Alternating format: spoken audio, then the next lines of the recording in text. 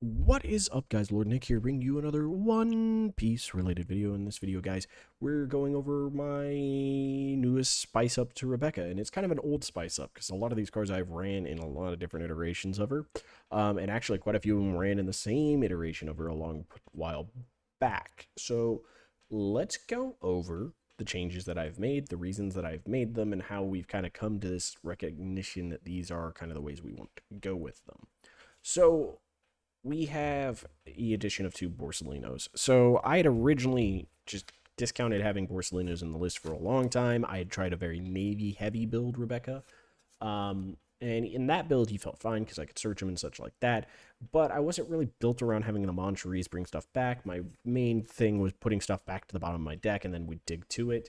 That's not super intuitive. That's not super useful in this regard. So what have I done? What have I switched up in this one? Well, we actually have a lot of self-milling power in this deck now. It's not necessarily digging and putting cards into my hand as much. My leader ability does that, but I don't have the one-drop Rebecca's anymore in this.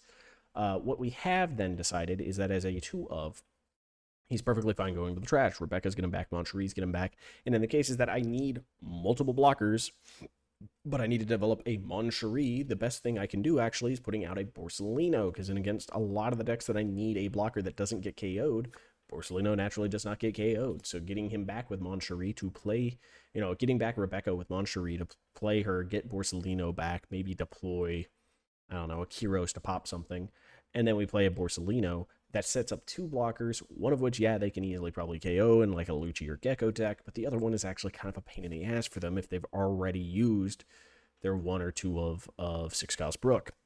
So he's actually kind of a nice little curve card to have in there just to deal with other black decks. So what you might notice, though, from based off the other list, is going to be the fact that we have moved away from using Luffy as our top and win condition. Our win condition actually now is 10-drop Kuzan, while still using 8-drop Sabos. Yes, we get less attacks. Yes, it is less of a big, oh, we kill you at one turn. But if our opponent is not playing super aggressive early, it does mean that our strategy is actually kind of simple. We just swing in with Kyros and force them to try to remove our Kyroses. And if they are focused on removing him because we don't have a Colosseum out, or we might because we have a 1 of a Colosseum, but most of the time we won't, it's actually kind of a bait to get them to try to clear him by just swinging into him, because it buys us time, and we go into this point of, oh, okay, you've bought us enough time, we are now in a fortressy style of build. I drop a 10-drop Kuzan, okay, you can do 3 damage to me, and I'm still at 2 life, because I've managed to either just use my 2Ks, my 10 2Ks to just kind of keep alive, I've been clearing your board, I have constant threat on you to a degree, a little bit of tempo and control, and then now we drop a 10-drop Kuzan. Yeah, it might not immediately kill one of your characters. Maybe it does. Maybe I just take out like a Cavendish against a Bonnie, or I take out a Sabo that's offline from a black deck. But dealing with 10-drop Kuzan is actually a giant amount of resource sinks outside of a blue deck. Even then, it's using a Red Rock, which is why we're running 3 of him, because most of those decks maybe run 2 or 3 copies of Red Rock. So 1, it's the consistency of being able to see him. 2, if we see more than 1 of him, chances are he's not getting Red Rocked. And that's specifically into the blue matchup. Against almost every other matchup, he's actually very difficult for almost every other deck to deal with. 10 drops generally are. So with that in mind, that's the biggest advantage of this 10 drop, is he then makes all other 10 drops 5 drops. So with an Orlumbus on board, 10 drops can drop down to 1, and everything in our deck that clears things clears 1 drops. So that's pretty useful. You might notice, yeah, we don't have any 3-drop Brooks. I debated putting him back into the deck. I really like him. I like the consistency of being able to swing and the constant, like, all right, I got to deal with this card that he brings. But with the limited search power that we are running, with the limited, with the fact that we're building around milling and such like that, I think that having the consistency of milling with something like Leo at a 3 of opposed to a 2 of and a 2 of is just more valuable. And it came down to deck space wise. We have taken out the Luffys. We've upped it back up to 3 Moncheries, and in place of the 3 Luffys, we've replaced it with 3 Luccis. Note, yeah, okay, what does this mean? This means that our matchup into Yellow Enel is going to be a significant amount worse because of 7-drop Enel being able to just be like, no, I don't want him to die. But we are sacking that aspect, that avenue, to have a better versatile matchup against most other decks in the format. We have 2 copies of Hina These 2 copies of Hina could easily become 2 copies of Luffy if we really, really wanted to. Just so that we had something that can deal, like I said, deal with Yellow and L. But if we're at a point where Yellow and L is a problem for us, then that's I mean, I think we've already kind of reached a point of no return to win type of thing. Um, Against Enel, we still just kind of play grindy, and we start dropping things like Kuzan that they have no answer to. Like their answer is like, okay, I'm at 1 life, I heal up with 10-drop ace, but if they're at 1 life, we've messed up. We need them to be at no life or dead. So like we're literally just chipping away, killing off their resources turn after turn after turn.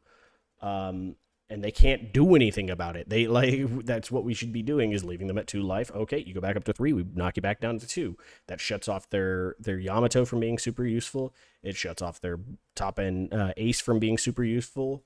The only thing that becomes a problem is 7-drop a Nell, and even then, it's like okay, if you're just gonna lose life, that's cards that you are losing now, and we're okay with that because at that point, like oh, I drop a 7-drop a Nell, we should have a blocker or two available. Sack a blocker, and if they do a second NL or a third NL, they do two. They can do 2 NLs in a turn. So if they did 2 NLs using, oh, did somebody say Kami or something like that, then yeah, you're gonna take some damage, but you shouldn't be like in a threat range that kills you. And if you are, you've played the matchup badly, and you just haven't been playing it like you want to put yourself at 3, and you're just going to be stacking on 2Ks for a while so that you can prevent 7-drop ace from being a problem. You want to keep him at 2 life, so like at 2 life, ace is on board, but like you keep him there and he really just can't do anything. Like that's the only card. That and 7-drop and Nell are like, oh, this is how he wins, but he has to hit all of those, and those aren't super easy. You know, maybe the 7-drop and L's, but like the aces are not going to be super easy. And if he's running that build, he doesn't have as much counter in the deck.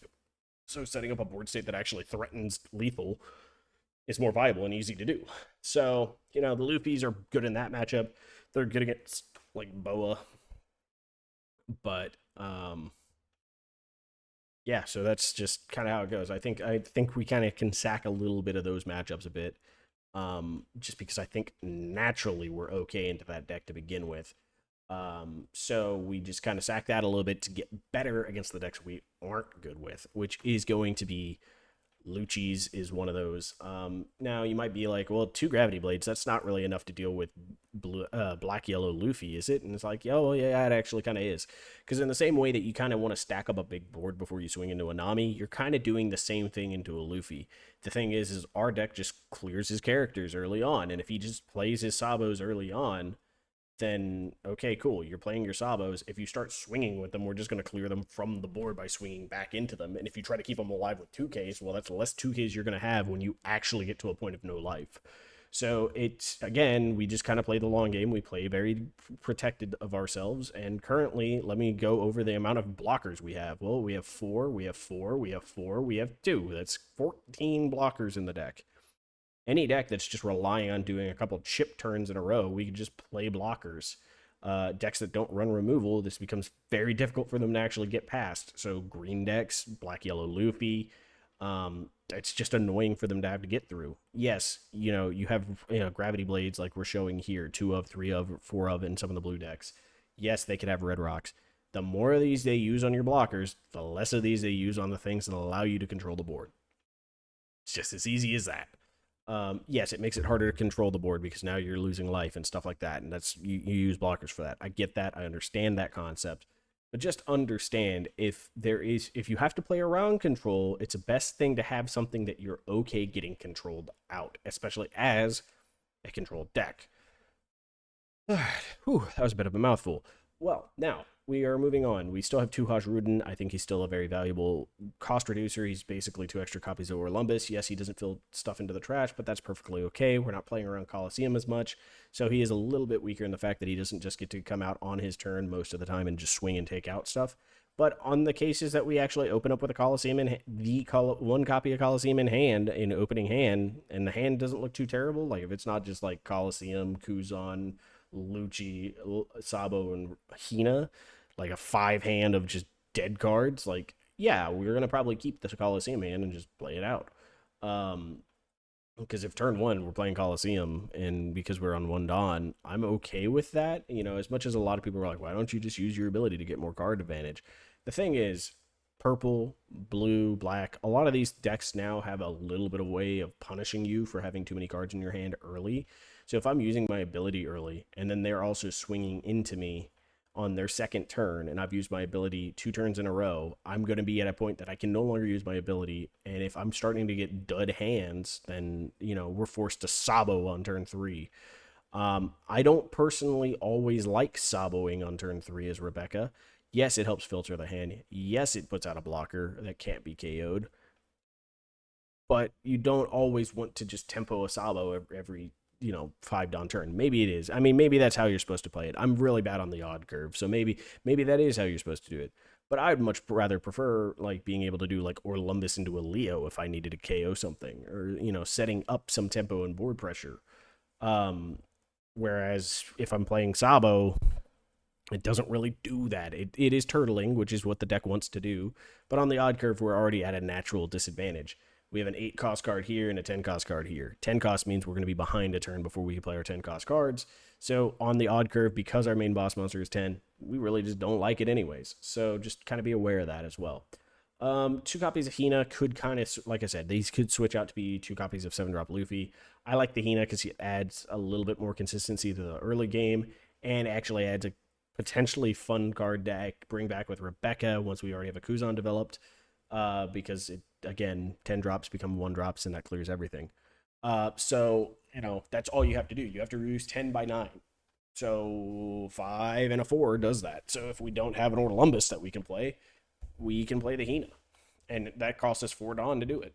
4 Dawn gets us a blocker, a Hina out, which allows us to then drop something else and KO a 10 drop, and that's pretty useful. So like I said, I'm kind of valuing having more consistency of what the deck wants to do, which is control board state, than having something that is a bigger threat in and of itself. The Luffy is a very big threat. It is a very good card, but it does kind of force you to play around that strategy a bit more. Your space for tech cards and option cards aren't that high, and you have to run a lot more things that synergize to that list. The other option is giving up on using 8-drop Sabos. I personally love this card enough that I don't want to give up on that yet, and I think this is a very solid card for the meta, because early on it actually just clears 2 characters on its own, whereas a Luffy sometimes won't clear the characters, because if you haven't been able to put pressure on them and they have a 5-card hand, 8k swing into a 6k body can be negated by 2 cards. And then you do it again, you've cleared 1 character, and you now have a character on your board that doesn't do anything the next turn. That's a thing that can happen and has happened, and I've constantly baited myself into the misplay of doing that, and it just doesn't feel good. Like, it just does not feel good doing that. Whereas I can play the Sabo, and I only kill 1 of their characters. I then can swing with the Sabo the next turn.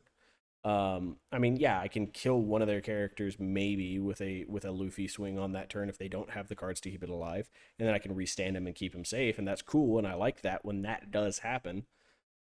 But most of the time, that's not how it goes. So if I play him on curve on 7, then it's a 7k swing, and I hope it's a 5k body I'm trying to clear, or a 0k body if it's like a Rebecca that I'm trying to clear the blocker of, or something like that. Sure, then it's not that bad. But there's a lot of times where just because my leader can't swing, they have bodies that I just can't really pressure to get off the board early enough. And so, you kind of have to have something like a Sabo that can just get rid of a standing body that is a personal threat. And I do that. That's how I like to play it. That's about it for this overall deck tech. I know it's a bit rambly. It's not as cool, and there's not gameplay attached to it. The reason there's not gameplay attached to it, this is the 7th time I've made this video. The reason it's the 7th time is the 4 of the past, 2 of the 6 times before this, I just messed up. Like, I verbally messed up, or I just like left something on the screen and realized, oh, my deck's not showing, something like that. The other 4 have been the fact that I've gotten a visual bug on the sim, because unfortunately the sim is not being updated. No salt at the guy that does it. It's a completely free project, and I really appreciate that he does it. But because it hasn't been updated, there's bugs that haven't been fixed, and one of those bugs is a visual one that some of y'all have probably run into that is causing it so that I don't know what cards they're playing. A card comes out, and like all their cards show up as 4-drop law or something like that. So I have to look at the chat, read the chat, and then I have to remember where on the board which one is which. That's not fun. That's not intuitive, and it's going to make for a messier video. So I've just chosen we're not going to do something like that at the end of this one. But if you still enjoyed this video, if you like to see more content from me, go ahead and hit the like button. Leave a comment down below. Let me know about your own journey with Rebecca, any questions you have about Rebecca, or some of these cards in general. And then also just hit a subscribe button, man. That little button helps me a ton, so I appreciate it if you do it. And I hope you guys have yourselves a great weekend. It's been a great birthday weekend for me. And until I see you the next time, I hope you all have a wonderful, wonderful day. Bye, guys.